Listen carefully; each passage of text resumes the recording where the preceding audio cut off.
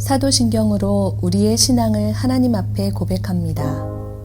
전능하사 천지를 만드신 하나님 아버지를 내가 믿사오며 그 외아들 우리 주 예수 그리스도를 믿사오니 이는 성령으로 잉태하사 동정녀 마리아에게 나시고 본디오 빌라도에게 고난을 받으사 십자가에 못 박혀 죽으시고 장사한 지 사흘 만에 죽은 자 가운데서 다시 살아나시며 하늘에 오르사 전능하신 하나님 우편에 앉아 계시다가 저리로서 산 자와 죽은 자를 심판하러 오시리라. 성령을 믿사오며 거룩한 공회와 성도가 서로 교통하는 것과 죄를 사하여 주시는 것과 몸이 다시 사는 것과 영원히 사는 것을 믿사옵나이다. 아멘.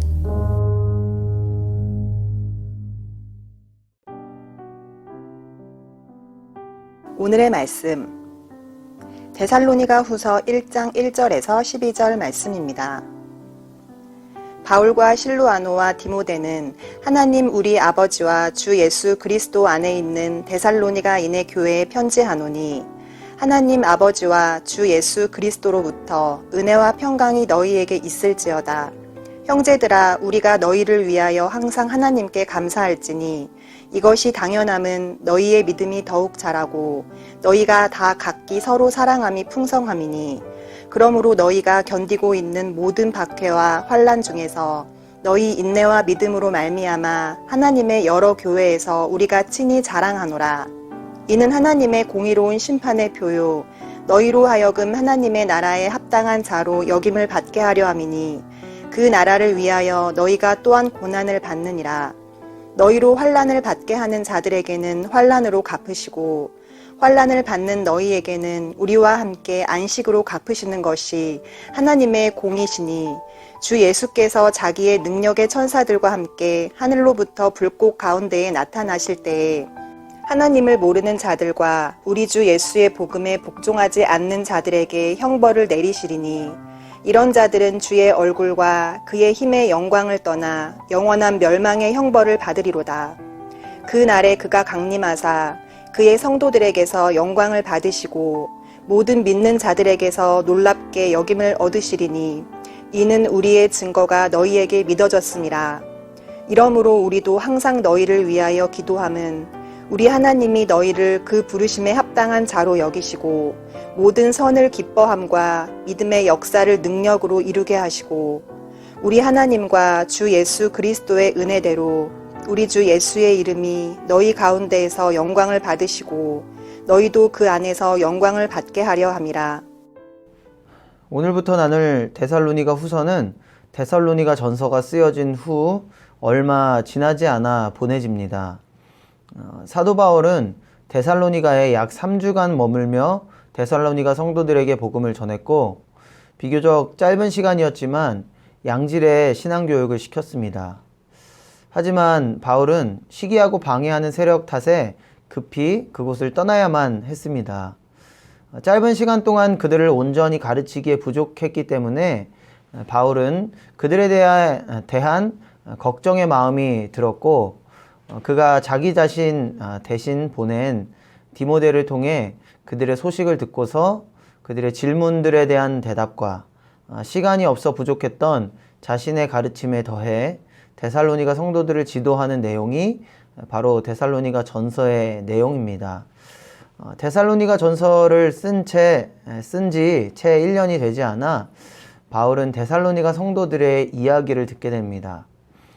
그가 데살로니가 전서에서 다루었던 성도들에 대한 박해와 예수님의 재림에 관한 혼란과 불안의 문제들이 해결되기는커녕 더욱 악화되었다는 그런 소식이었습니다. 그래서 바울은 데살로니가 후서를 다시 작성하게 됩니다. 오늘 함께 나누는 1장에서 바울은 이전보다 더욱 심해진 박해를 겪고 있는 데살로니가 성도들에게 소망을 전합니다. 3절입니다. 형제들아, 우리가 너희를 위하여 항상 하나님께 감사할지니 이것이 당연함은 너희의 믿음이 더욱 자라고 너희가 다 각기 서로 사랑함이 풍성함이니. 먼저 바울은 그들이 박해에 대한 신앙의 싸움을 잘 견뎌내며 믿음이 성장하고 있다는 사실에 감사의 인사를 전합니다. 그런데 말씀을 잘 살펴보면 사도 바울은 그냥 감사의 표현을 하는 것이 아니라 하나님께 감사함이 당연하다 이렇게 말을 하고 있습니다. 그야말로 격하게 감사하다는 말을 전하고 있는 것입니다. 왜 그럴까요? 데살로니가 성도들이 기특하고 대견했기 때문입니다.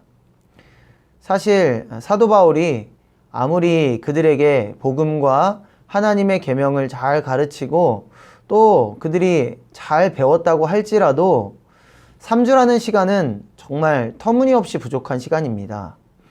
그 짧은 시간 동안에 충분치 않게 복음을 듣고 하나님의 계명을 배웠지만 그럼에도 불구하고 그들이 핍박 속에서 잘 견디고 이겨내고 있었기 때문입니다. 사도 바울은 그들의 믿음이 더욱 자랐다는 소식과 서로를 향한 사랑이 풍성하다는 이야기를 들었습니다. 그것이 바울로 하여금 감격하게 만든 것입니다. 사도 바울의 마음이 어떤 마음인지 조금은 알 것 같습니다. 저도 가끔 사역했던 일산성전이나 시화성전에서 제가 열심히 가르쳤던 학생들이나 청년들의 신앙이 성장하고 자라나서 열심히 신앙생활하고 있다는 소식을 들으면 기분이 너무 좋은 그런 일들이 있습니다. 놀랍기도 하고 감사한 마음이 들기도 합니다. 사도 바울도 그렇지 않겠습니까? 그래서 사도 바울은 이렇게 말합니다. 4절입니다. 그러므로 너희가 견디고 있는 모든 박해와 환난 중에서 너희 인내와 믿음으로 말미암아 하나님의 여러 교회에서 우리가 친히 자랑하노라. 많은 사람들에게 데살로니가 교회의 소식을 전하고 간증하고 자랑했다라는 것입니다. 하지만 사도 바울에게는 기특하고 자랑스러운 마음이 들었겠지만 데살로니가 성도들에게는 쉽지 않은 신앙의 싸움이었을 것입니다. 핍박과 박해를 받는 상황 속에서 신앙생활을 한다는 것은 정말 어려운 일이죠. 게다가 그런 상황 속에서도 믿음이 자라나고 사랑이 풍성하게 넘치기란 더더욱 어려운 일이 아닐 수 없습니다. 사도 바울은 그들을 위로해야 했고 그들을 격려해야 했습니다. 그래서 바울은 이렇게 말합니다. 5절입니다.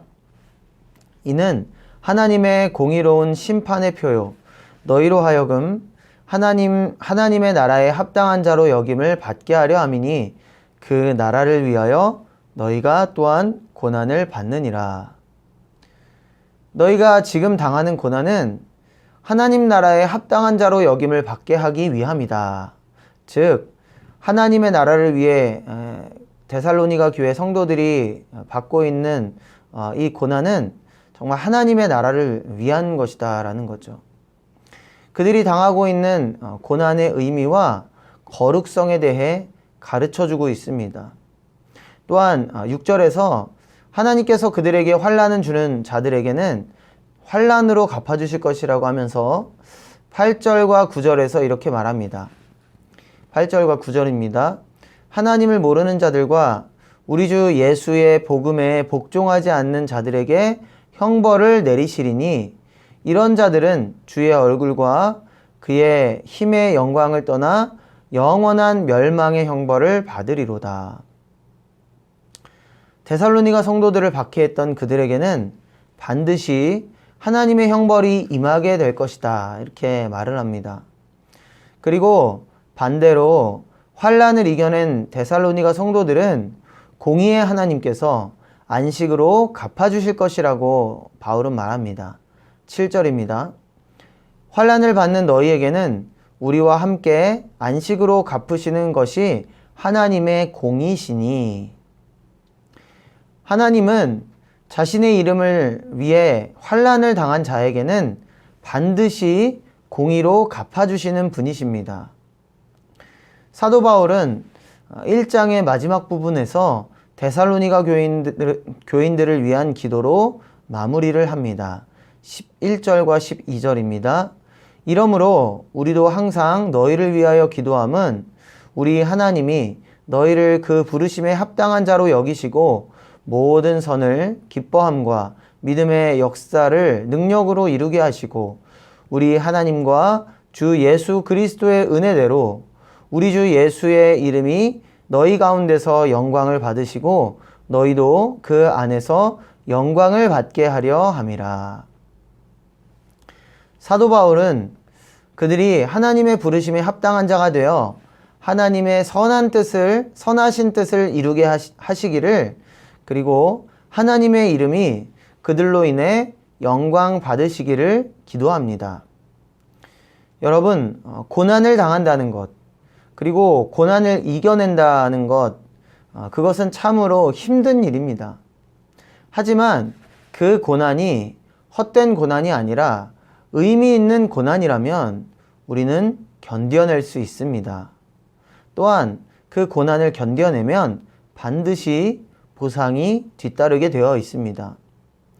혹시라도 여러분 중에 하나님을 위해 고난을 당하고 계신 분이 계시다면 그 고난은 헛된 고난이 아니라 의미 있는 고난임을 기억하시기 바랍니다.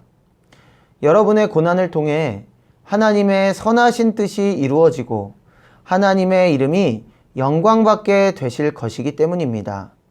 고난이 힘들고 어렵더라도 반드시 이겨내시기를 바랍니다. 그 고난의 뒤에는 반드시 하나님께서 갚아주실 안식이 기다리고 있기 때문입니다. 오늘도 이 말씀을 기억하고 데살로니가 교회 성도들과 같이 고난 가운데서 힘내시고 승리하시는, 그래서 하나님께서 예비하신 놀라운 축복과 은혜 그리고 안식을 경험하고 누리시는 저와 여러분 모두의 삶이 되시기를 주님의 이름으로 축원합니다. 기도하겠습니다. 하나님 감사합니다. 때때로 우리들의 삶에 닥쳐오는 여러 가지 모양의 고난으로 인해 힘들고 또 좌절하고 낙심할 때가 있음을 고백합니다. 그러나 그 고난이 다른 것을 위한 고난이 아니라 바로 하나님을 위한 고난이라면 아버지, 우리가 기꺼이 그 고난을 이겨낼 수 있습니다. 하나님, 우리에게 약속해 주신 그 축복과 은혜 그리고 안식을 기다리고 바라보며 우리가 인내할 수 있도록 주님 도와주시옵소서. 고난의 뒤에 있는 하나님이 예비해 주신 그 축복을 바라보며 승리하는 우리 모두 되게 하여 주시옵소서. 그래서 하나님을 기쁘시게 해드리고 하나님께 영광 올려드리며 하나님 앞에 귀하게 쓰임받는 우리 모두의 삶이 될 수 있도록 주여 인도하여 주시옵소서. 감사드리며 예수님의 이름으로 기도드립니다. 아멘. 주님이 가르쳐 주신 기도로 예배를 마칩니다. 하늘에 계신 우리 아버지여, 이름이 거룩히 여김을 받으시오며 나라가 임하시오며 뜻이 하늘에서 이루어진 것 같이 땅에서도 이루어지이다. 오늘 우리에게 일용할 양식을 주시옵고 우리가 우리에게 죄 지은 자를 사하여 준 것 같이 우리 죄를 사하여 주시옵고 우리를 시험에 들게 하지 마시옵고 다만 악에서 구하옵소서. 나라와 권세와 영광이 아버지께 영원히 있사옵나이다. 아멘.